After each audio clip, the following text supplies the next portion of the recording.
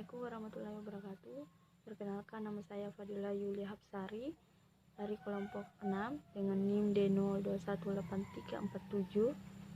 Nah, di sini saya akan menyampaikan materi mengenai apa itu MT dan sejarah Google Translate.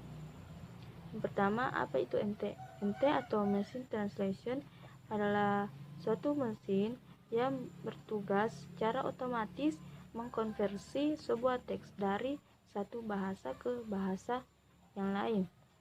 MT di sini memanfaatkan kecerdasan buatan atau AI untuk menerjemahkan dari satu bahasa ke bahasa yang lainnya.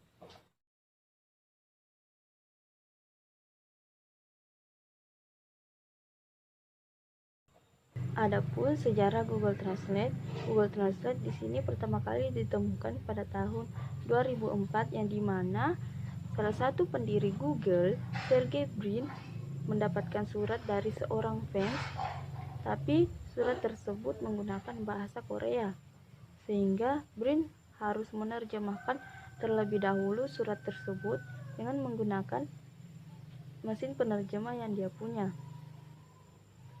Namun, hasil yang ditampilkan dari mesin terjemahan tersebut membuat Sergey mengernyit atau tidak mengerti karena yang ditampilkan terjemahannya kata per kata, sehingga muncullah ide dari Sergey untuk menciptakan sebuah mesin penerjemah yang andal sehingga hasil yang terjemahannya nanti dapat dimengerti oleh manusia dengan mudah, sehingga muncullah Google Translate.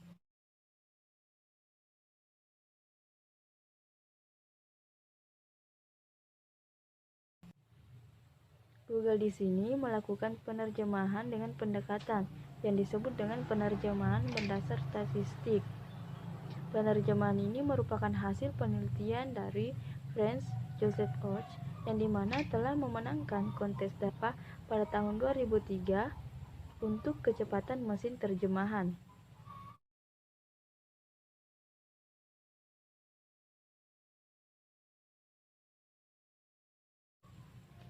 Nah, itulah tadi materi yang dapat saya sampaikan mengenai MT dan sejarah Google Translate. Selanjutnya materi akan dilanjutkan oleh teman saya. Dengan ini dipersilahkan. Bismillahirrahmanirrahim. Assalamualaikum warahmatullahi wabarakatuh. Di sini saya akan memaparkan atau sedikit menjelaskan tentang Neural Machine Translate atau disingkat dengan NMT. Jadi seperti yang teman-teman kenal, NMT ini atau bahasanya adalah Google Translate atau sistem yang memang bisa membuat bahasa menjadi atau mengganti nama bahasa. Jadi sebelum bernama NMT pada tahun 2016, Google Translate ini yang awalnya menggunakan Statistical Machine Translate gitu. Jadi beralih menggunakan menjadi Neural Machine Translate seperti yang kita kenal hari ini gitu. Jadi alasannya kenapa beralih menjadi NMT karena model lama yang kemudian menggunakan Statistical Machine Translate itu masih menerjemahkan teks secara kata per kata gitu. Jadi sehingga timbul banyak kesalahan karena sistem ini memiliki kesulitan menentukan bahasa, tata bahasa, kemudian merurutkan kata gitu. Jadi pada November tahun lalu Google ini kemudian menyempurnakan sistem ini atau sistem NMT ini yang sudah ada secara spesifik dikembangkan berdasarkan kebutuhan Google saat ini gitu.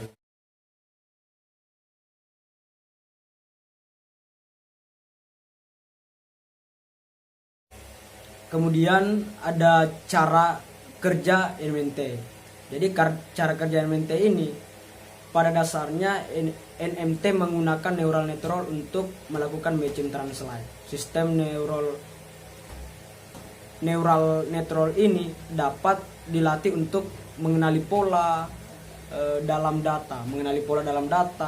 Kemudian dengan begitu cepat neural network ini juga dapat mengubah data yang diinput menjadi output lain yang ingin kita atau yang kita inginkan gitu. Semisal input sebuah kalimat dalam bahasa Indonesia lalu diterjemahkan ke dalam bahasa Inggris.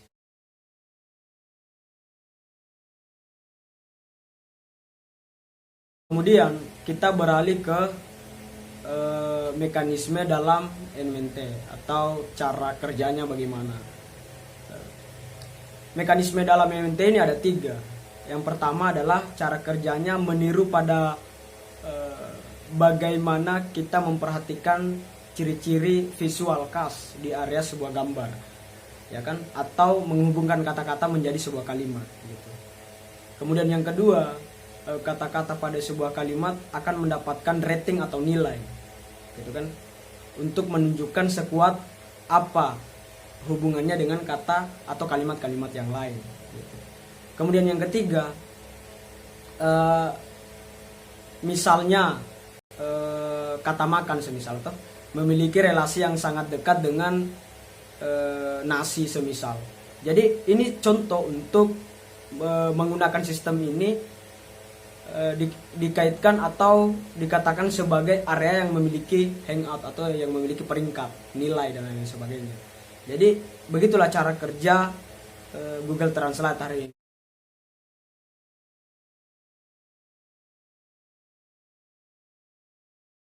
Jadi cukup sekian dari saya pemaparan materi kami, ya kan.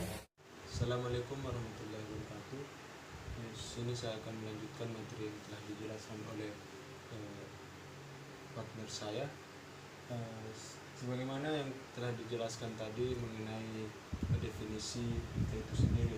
Sedangkan metode ada 3 metode yang digunakan. Sini yang pertama behavior based. Behavior based ini dapat membantu MT dalam memahami situasi yang beragam. Kedua, rule based. Maksudnya mesin ini bertugas mengajari MT untuk mengenali kata benda, kata sifat, aturan dalam tata bahasa dan sebagainya. Yang ketiga, hybrid engine, di mana metode ini menggabungkan rule based dan behavior based, dan MT akan dilatih dengan informasi yang sangat besar dan beragam seperti Google Translate misalnya, yang dilatih dengan menggunakan berbagai buku.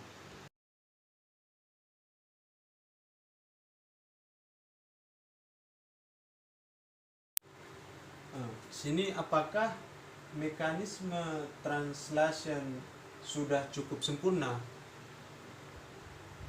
Di mana MT masih memiliki beberapa celah. Salah satunya adalah biasa dalam nilai sosial yang kerap dialami AI ataupun machine learning. Layanan mekanisme learning cenderung menunjukkan bias terhadap data yang digunakan untuk melatih mereka yang biasanya berkenaan dengan nilai sosial, dan akhirnya semakin memperkuat bias tersebut.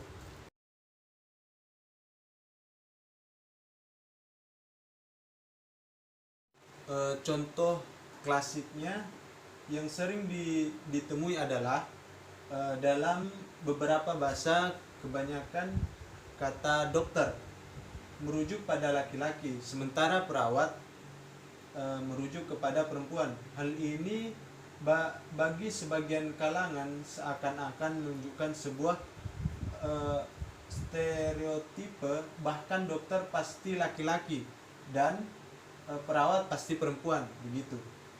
Padahal tidak selamanya seperti itu. Akan tetapi biasa tersebut ada dalam sebuah bahasa tertentu. Makanya mekanisme learning akan belajar dan semakin menekankan hal tersebut. Jika misalnya data menunjukkan bahwa profesi dokter ada 60 hingga 70 peserta laki-laki, maka MT kemungkinan akan menunjukkan seolah-olah 100% profesi dokter adalah laki-laki. Nah, dengan demikian mudahnya kita mengakses teknologi. Hal seperti ini tentu perlu diperbaiki. Kenapa? Sehingga selain hasil terjemahan yang dihasilkan lebih akurat, MT juga dapat meminimalisir kemungkinan salah persepsi terhadap konteks suatu kalimat atau nilai sosial di masyarakat.